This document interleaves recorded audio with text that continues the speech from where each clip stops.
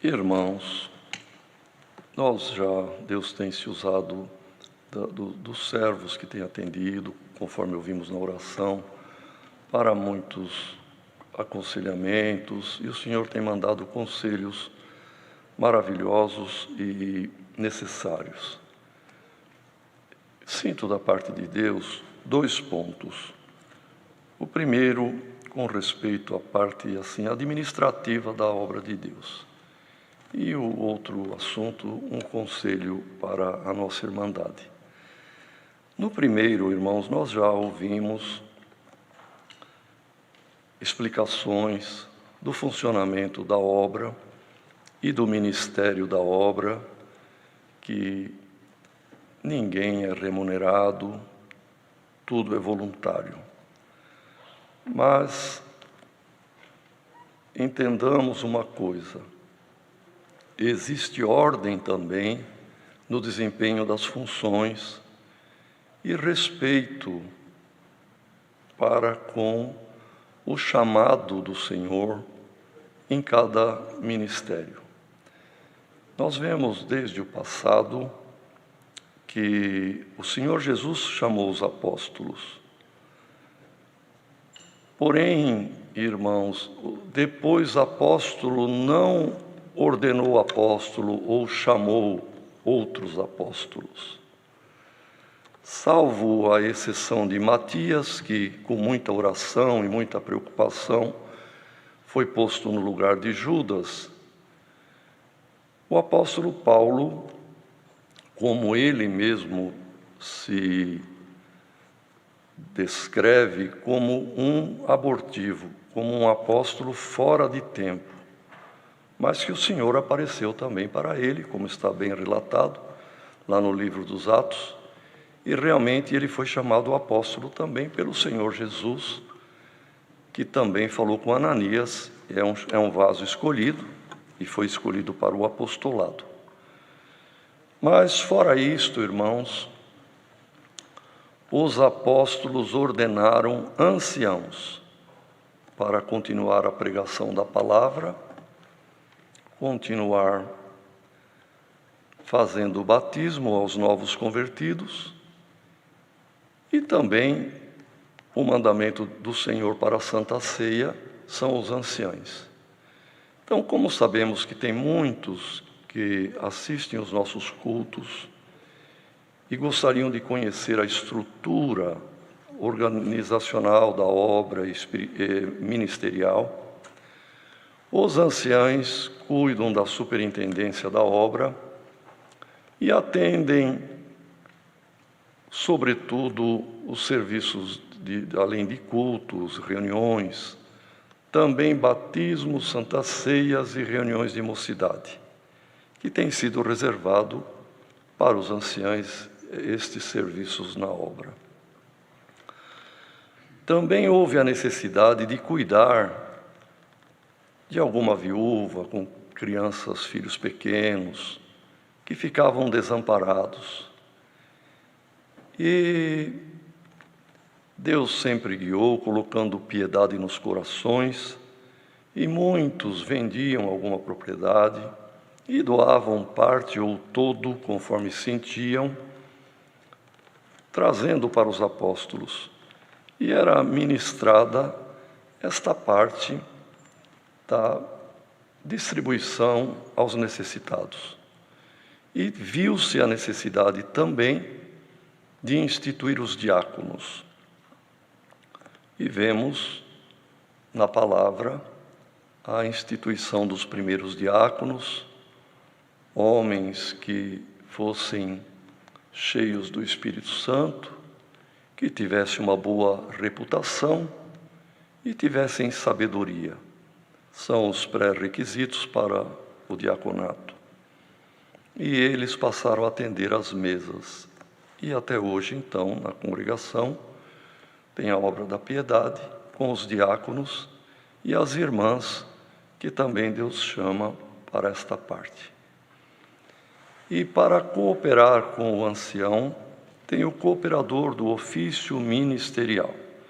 O ofício ministerial é do ancião, que, como já foi dito, ficou no lugar dos apóstolos anciães, e nós vemos isso em 15 de Atos, em 28 de Atos, 29 também.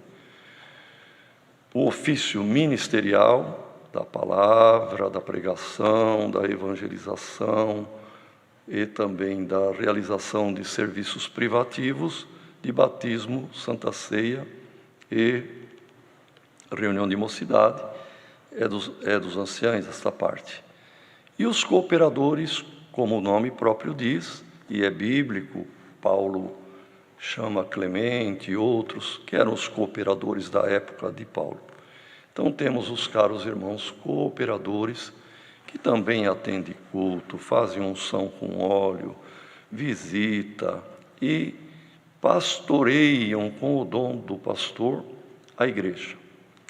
E temos os cooperadores de jovens e menores, que, como o próprio nome diz, cuida da mocidade e das crianças. Esta é a parte espiritual. Mas existe a parte administrativa, pois temos prédios, patrimônio, temos compromissos. Então, existem os administradores da obra. E é bem distribuído esta administração, não é centralizada. Ela está distribuída por todo o Estado, por todo o país, onde há um número razoável de irmandade. Deus preparou que tem também uma administração que cuida do patrimônio. E assim, de acordo com as leis que regem as sociedades anônimas e as associações, também, pois é uma parte patrimonial, segue-se no nosso estatuto exatamente o que a lei requer, que sejam homens idôneos, que tenham um presidente com a responsabilidade de representar a congregação em todos os âmbitos, inclusive em juízo e fora do juízo, é o presidente que representa aquela congregação, como temos aqui no Brás, mas temos também em Guarulhos, temos em Osasco, temos as administrações, tantas pelo Brasil, chega perto de 1000 administrações, 970 e tantas. De modo que há uma ordem, irmãos. Os servos do ministério, a não ser os diáconos, na parte dos frutos da coleta, do atendimento aos necessitados, eles também têm a responsabilidade de gerir esta parte, digamos, financeira para as necessidades. Mas são homens idôneos também e servos de Deus. Mas o ministério da palavra, irmãos, não nos envolvemos com a parte financeira nem administrativa, não nos preocupamos somente com a parte espiritual. E são homens idôneos que são elegidos para isto, o presidente para realmente ser o administrador de maior responsabilidade na administração, o tesoureiro que cuida da parte, portanto, financeira, e o secretário que cuida das atas e, de um modo geral, também de tudo o que se diz de documentação. Tem os vices. E para fiscalizá-los, como a lei das associações, das sociedades exige, há um conselho fiscal, constituído no mínimo por 3 membros, e que não podem ser parentes, irmãos, não ter parentesco, nem consanguíneo, e alguns afins também não podem, porque vão realmente fiscalizar as contas, as compras, os pagamentos. E graças a Deus, irmãos, quem recebe a coleta também não são os administradores, há o grupo dos irmãos porteiros, irmãos idôneos. Hoje, nem na mão deles passa ali inicialmente o dinheiro, são colocados os frutos das coletas nas caixas de coletas, e na hora de contar de uma forma bem reservada, com oração, com o temor de Deus, porque a tentação está rodeando, não é, irmão? Como um leão, e rodeia todos, e é um perigo. E a tentação para o dinheiro é um problema. Mas para que evite qualquer aparência de mal, sempre eles contam em 3 ou 4 irmãos, e é feito o lançamento no livro. Portanto, o fato gerador, o passo inicial, é o lançamento no livro, dentro da contabilidade, que é uma ciência exata. E depois eles agradecem e assinam, e aqueles valores, a partir daí, passarão a ser seguidos rigorosamente, tanto pelo nosso Conselho Fiscal, como também por qualquer um da Irmandade que queira ver ou saber, que se sentiu de dar um determinado fruto e como é que foi aplicado, gerido. E dentro da contabilidade, que é uma ciência matemática, há a possibilidade de rastrear para que não haja dúvida.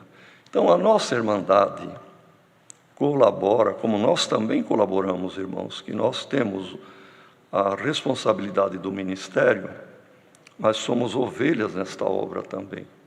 Somos partícipes em tudo, inclusive nas coletas, que é uma necessidade na obra. Nós também contribuímos, com a tranquilidade de que esses frutos seguirão para as finalidades que Deus colocou no coração de quem contribui. Então, senti de falar isto, porque muitos não sabem como funciona, e mesmo entre a nossa Irmandade, é possível que tenha alguém, um novo no caminho, um novo na idade, que ainda nunca pensou nisto. É bom que entenda que há ordem e há disciplina nesta bendita obra, tanto na parte, portanto, espiritual, da piedade e administrativa. E isto forma, irmãos, mentalmente assim, um tripé. E é interessante, irmão, que qualquer móvel, banco, que tenha 4 pés, se não for num plano bem nivelado, ele vai mancar, não é? Vai... O tripé, um banquinho de 3 pernas, de 3 pés, mesmo que o terreno seja inclinado, acidentado, ele não oscila, ele não vacila.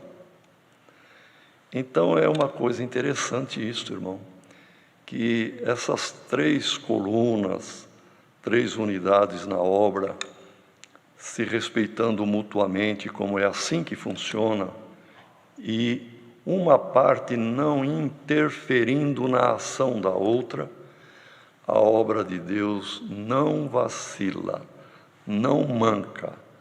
Mesmo que haja momentos que o barco parece que está inclinando, mas a unidade, a união permanece. E o segundo ponto, irmãos, tivemos ensinamentos já há anos a respeito de pirâmides, perdoa, irmão Salvador, senti de entrar nesse assunto, e de ganhar dinheiro fácil.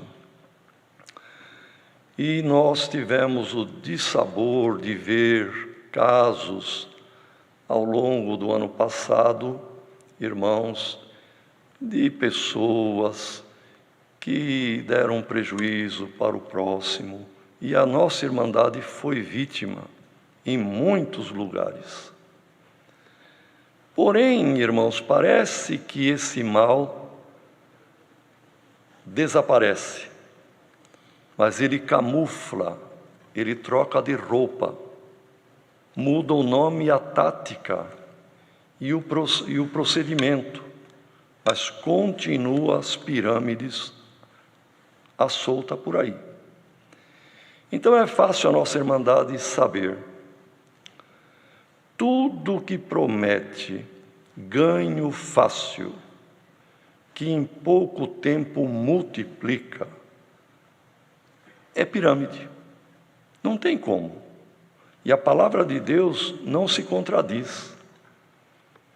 Quando Deus falou com Adão, e nós trazemos neste corpo humano a imagem do Adão, e o decreto, a sentença que foi dada para Adão, para Eva, também para a serpente, e graças a Deus o anúncio de que da semente da mulher viria um, que foi Cristo, e veio mesmo, e foi a graça, porque lá no Éden, depois da queda do homem, foram 3 sentenças e o anúncio da vinda de Cristo, feita por Deus.